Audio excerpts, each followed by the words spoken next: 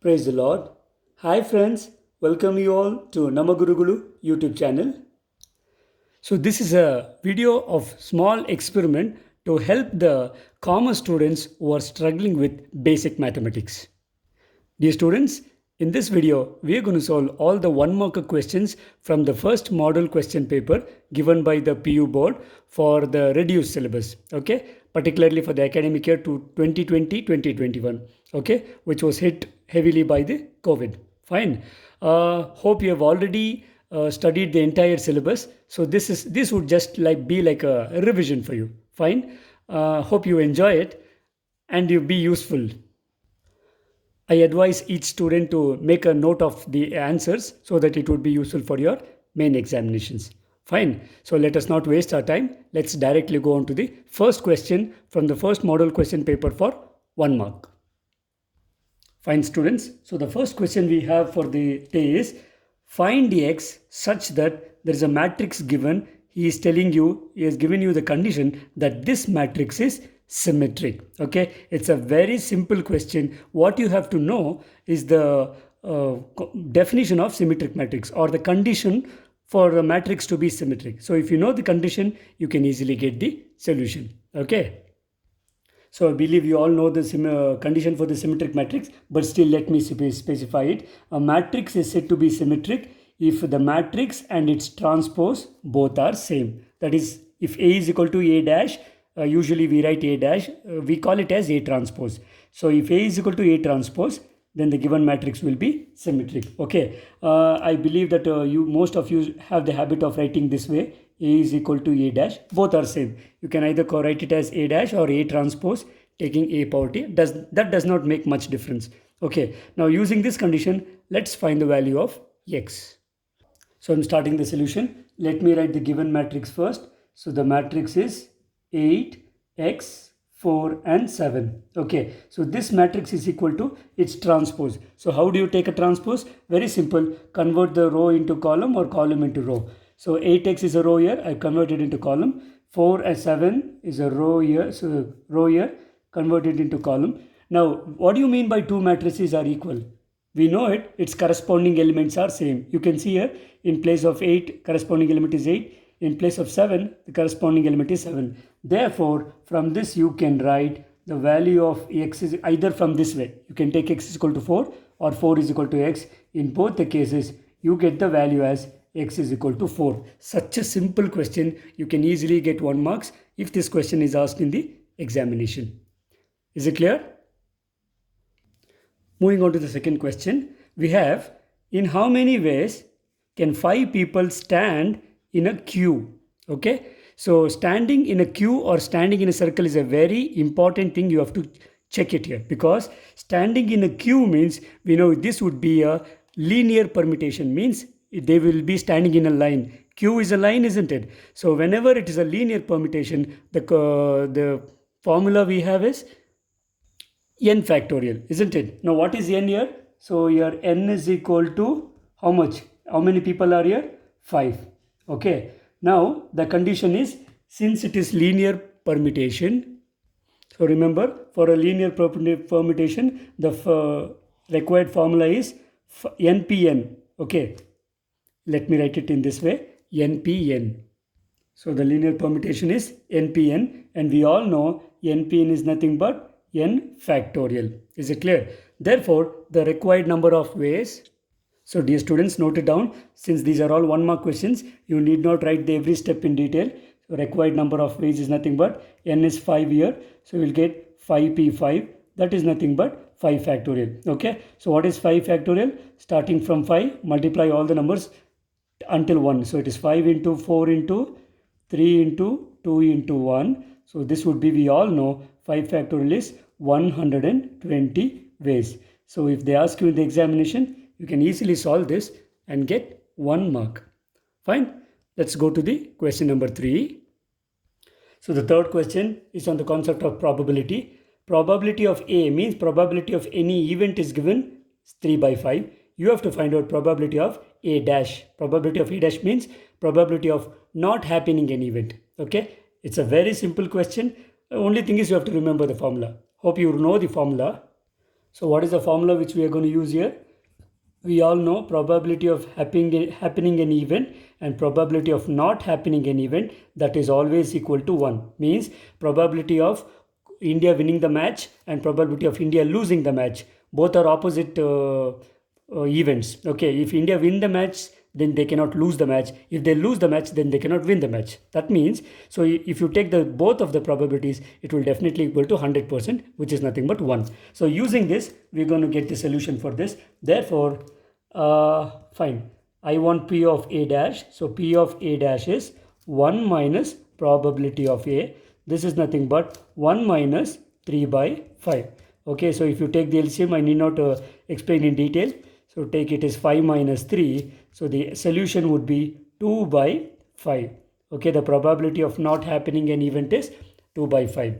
Very simple question, dear students. You can easily score a single mark here. Okay, moving on to the question number 4. So moving on to the question number 4, which is, now this is related to mathematical logic. Read the question, symbolize. So he has given a statement from, you have to write it in the symbolic form. Okay, fine. What is the statement? If, you have to read it very carefully. If oxygen is a gas, then gold is a compound. Okay, so read it carefully. So this statement is a conditional statement because it involves if and then. Okay, whenever the statement involves if and then it is a conditional statement. So how to symbolize? Very simple. And sometimes make sure every statement would always make no sense. Sometimes the statements would make no sense. It's like, if Sachin Tendulkar is a cricketer, then gold is a compound, they may say. Okay, there is no relationship between Sachin being a cricketer and gold being a compound. But you need not search logic into it. Okay, it may be meaningless. Fine. So going on to this symbolization part, always take a preposition. Okay, this would always be a combination of two simple prepositions or statements. Now, like, if, whatever the statement is, just take away if. What is the first condition? If oxygen is a gas, then the preposition P would be OXYGEN, that is, oxygen is a gas. Okay, so preposition P is taken as oxygen is a gas. And next Q. What is Q? Don't write then. Gold is a compound. So the next second statement, which is united here, is gold is a compound. So once it is ready, so the symbolizing. So how do you symbolize it? Very simple. I told you it's a conditional statement. Conditional statement is given by P conditional Q. Okay, so you can write P arrow mark, or this we call it as a conditional Q, or in case sometimes we can also write this as, few people write it with implication, P implication Q, or we call it as P conditional Q. Both are correct. Okay, so this will fetch you 1 mark if they asked you in the examination. Okay, very simple, dear students. Only thing always I ask students to do it is, please kindly use your common sense. I know today's students are very rich in common sense. So if you can use that, you can definitely score very well in mathematics, particularly basic maths. Okay, yeah. So let's go to the next question. So fifth question is pertaining to ratio and proportions. Question reads like this. Find the third proportional to 3 and 12. So two numbers are given. You have to find out the third proportional. You have to read the question carefully, dear students, because sometimes they may ask you the mean proportion. Okay, there is a difference between a mean proportion and the third proportion. Okay, so since you want the third proportion, let me consider the third proportion as x. Okay, so I've taken let the third proportion be x. As I told you, it's a 1 marker question. You need not write all this, but because I'm teaching you, it's better to teach systematically. Now, how do you find the procedure? Remember, if it is a third proportion, then take the first element as x, then the second element as, first element is 3, second element is 12. So 3 is to 12 as 2. Maintain this second element as the third one and take the fourth element as x. So this is how you have to find out the procedure to find out the third proportional. So third proportional, though they call it as third proportional, we cannot take the third element as x. Repeat the second element as third and then take the fourth element as x. Okay, and once we have taken the proportion, we all know product of the means is equal to the product of the extremes. Okay, therefore if you take the product of extremes, so it is nothing but 3 into x, it is 3x, and the product of means is 12 into 12. Okay, so therefore I can take it 3x is equal to, we know 12 12 is 144. Fine. Therefore the value of x would be 144 divided by 3. Okay, since you are allowed to use basic calculators, you can use your calculator and get the solution. Okay, so what is 144 by 3? So it would simply be 48, right? So you can easily find the solution for this question also, isn't it? So the sixth question which has been asked is, define banker's gain. Okay, I hope before asking the question itself you already know the answer. Banker's gain, isn't it? BG, right? So BG is nothing but BD minus TD. You know it. That is what you're going to write in sentence, and which would be called as a definition. So what is banker's gain? So the difference between banker's discount and true discount is called the banker's gain. Okay, remember, these students, for the definition part you cannot change the definition. However, the definition is, please try to write it as it is, because if you try to make some changes, then it may change the meaning of the entire definition. Okay, so please kindly retain the definition as it has been taught in the textbook. Okay, so just I'm going to write the definition for you. So the definition is very simple. The difference between the banker's discount and true discount is called the banker's gain. Okay, hope you remember this formula while you are solving the problems. We use this. So banker's gain is usually denoted by BG. BG is nothing but BD, that is banker's discount minus true discount, which is nothing but TD. Okay, for this would be the formula. Fine. If they have asked you the definition, it is always better to write the statement form. Is it clear? And one more thing, dear students, you are not allowed to use different colors in the examination. Okay, I'm just using different colors so that it would be very much visible for you and neatly getting into your head.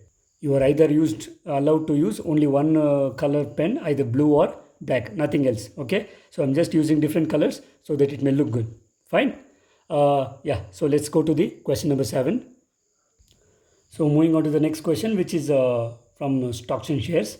So what is the market value of 12% stock when an investment of rupees 6,900 produces an income of rupees 720? Okay, it's a very simple question. Now what does this mean? This means that there is an investment, for an investment of rupees 6,900, there is an income of rupees 720. Now you have to find out what is the investment that has to be made. That means the market value which can earn you an income of rupees 12. Is it clear? So let me simply symbolize this. So what does the question say? For the market value rupees 6,900. Okay, for 6,900 rupees, what is the income? Income was 720 rupees. Okay, for what market value? That means let me take it as rupees X. Okay, the income should be 12%, means rupees 12. Is it clear?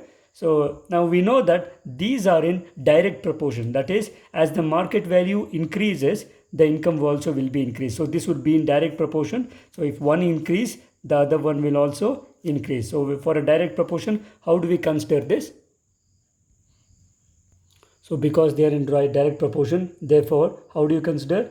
For 6,900, okay, is to 720. Okay, 6,900 is to 720. That should be same as, remember, it's a direct proportion. So X is to 12. Okay, so we have already seen how to do it. The product of the extremes should be equal to the product of the means. Okay, therefore multiply it, 720, okay, into X is 720X, that is equal to 6,900 into 12. Okay, therefore the value of X would be 6,900 into 12 divided by 720.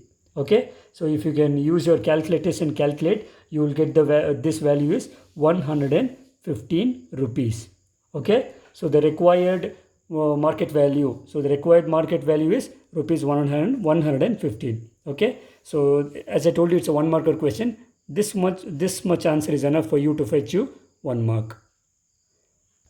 So the question number 8 is from the chapter of learning curves. question is as a direct question. Write the formula for learning index. It's a very simple and a basic formula. You can easily get 1 marks. As I told you, just a formula for this. So what is the formula for learning index? We all know the learning index is log of learning effect divided by log 2, isn't it? So let us write the formula. So what is the formula? Learning index is log of learning effect. Log of learning effect, okay, divided by log 2. Very simple and an important formula. The board has released 4 model question paper. Almost in every model question paper, the 8th question is the same. Okay, so please pay attention. Almost this is like having a 1 mark already in your pocket. Please have note down this formula because this is a very important formula. So learning index formula is log of learning effect divided by log 2. Fine? Yeah. So let's move on to question number 9. So the next question is question number 9 on the concept of trigonometry. So you have to find the value of cos 15 degrees. So cos 15 degrees, hope you know how to do this. 15 degrees I can write it as for 45 degrees minus 30 degrees. I will write it as cos of 45 degrees minus 30 degrees will give me 15 degrees. Okay, you may think of another basic different combinations. Why I am taking 45 and 30? Because 45 and 30 are standard values which I know for cos or any 6 trigonometric values. Okay, now this is nothing but what is the value of cos of a minus b? Cos of a minus b is cos a cos b. So that is nothing but cos 45 into cos 30 plus, remember cos of a minus b, students usually make mistake here. Cos of a minus b is cos a cos b plus sin a sin b. So that is nothing but sin a is nothing but sin 45 and sin b is sin 30. Okay, I'm using a direct formula. This is nothing but what is cos 45? Hope you know the basic standard values. You have to know the table very well.